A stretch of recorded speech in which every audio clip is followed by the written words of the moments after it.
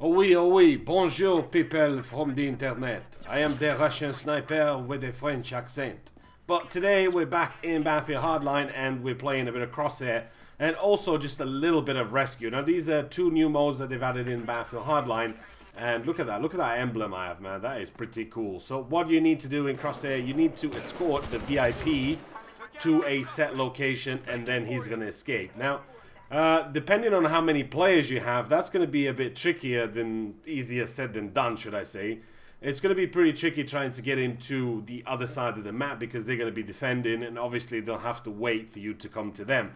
So, long story short, this is CSGO with a mobile bomb, as it were. You don't have to plant the bomb or anything, you are the bomb. Yeah. Only thing we needed is a Dust 2 map and we would have been there. So that's it, that's one round, and looks like I'm the VIP now with a gold eagle. Now that can't all be bad, you know what I mean? Gold eagle, look at that knife, I'm a well-dressed man.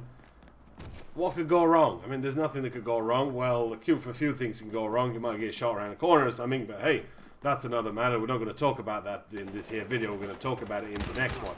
This young man trying to shoot me down here in the back, I think so not. Squire, I am the VIP man, I cannot be killed.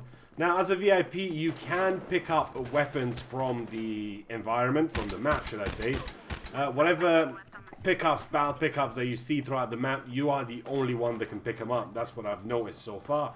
So as soon as you get yourself to that particular police car, you have escaped. The tactical Wookiee, he's escaped. He's into the wild now, in the bush. And that's exactly what I was really looking forward to, you know, just to be in the bush. So here's another round with a lot more people. In the previous one, we were 5v5 or 4v4, something like that. And this one's going to be obviously a few more people in here, so it's going to be a little bit more interesting, you would think, at the same time. But really, I mean, if you rush it and you protect him and everybody kind of doesn't protect the actual objective, because you kind of need to, well, tactical weight it. Let's just say you need to tactical weight the objective because you know one way or the other he has to go there. Now, there is no way for you to do anything. You do have to escape, and that's how you win the game. So one way or the other, he is going to come your way. So what you need to do is you need to just keep on patiently wait for him, and eventually he's going to make his move. Or you can take him out a little bit earlier if you do spot him. But I tend to see a lot of the VIPs, a lot of people who are the VIP, to sit back a lot, and that's only natural because they'd want their teammates to take a few guys out and then you would rush in. And hopefully your teammates would have taken out enough people for you to have a clear path to go and escape. Now this is going to be the best out of 5 rounds, so it's not going to be 30 rounds like CSGO, it's just going to be 5 rounds. This time around I'm the VIP, so I'm just going to go for it. I mean, you can try and rush it, you know, it's a risky strategy because once the VIP is down, you pretty much cost the team the sort of round or the match or whatever.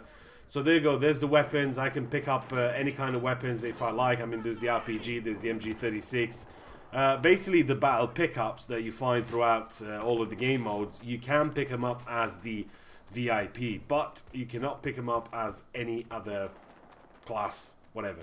You need to be the VIP.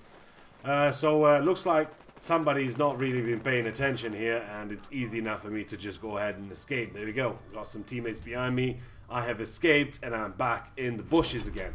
Now let's talk a little bit about rescue a hostage. The rescue mode, it's kind of the same as the previous game mode, but in this one you have to rescue a couple of hostages, or if you take out the criminals or you take out the police, then the match will end.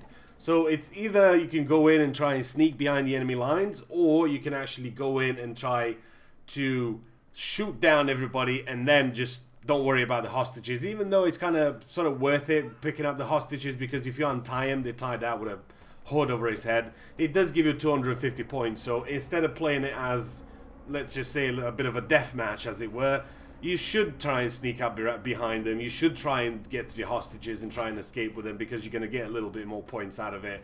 And the rounds don't last very long. Again, it's only 5 rounds or something like that. So that's kind of really it for these 2 game modes. You've pretty much played them before. You know what they're like. It's CS with no bomb and no Kevlar and all that sort of stuff. But yeah, that's kind of how it is and where it's going to be So if you're interested in these game modes, those are the game modes available to play right now. Just remember, you're not on Dust 2, and there is no bomb to defuse. So there is one of them here. I'll just go ahead and untie him. Got me his points, shot the other guy down, and that is it. Hope you enjoyed it. I'll see you guys in the next one.